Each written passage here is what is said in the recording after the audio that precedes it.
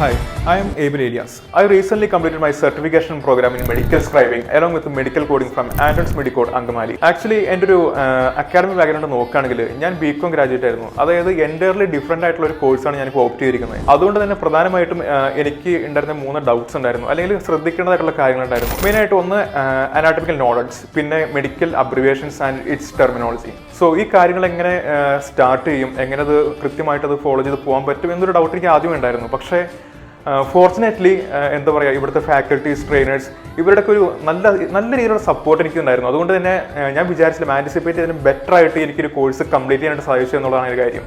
So I am really grateful. Thank you Androns Medicode for giving me this support and guidance.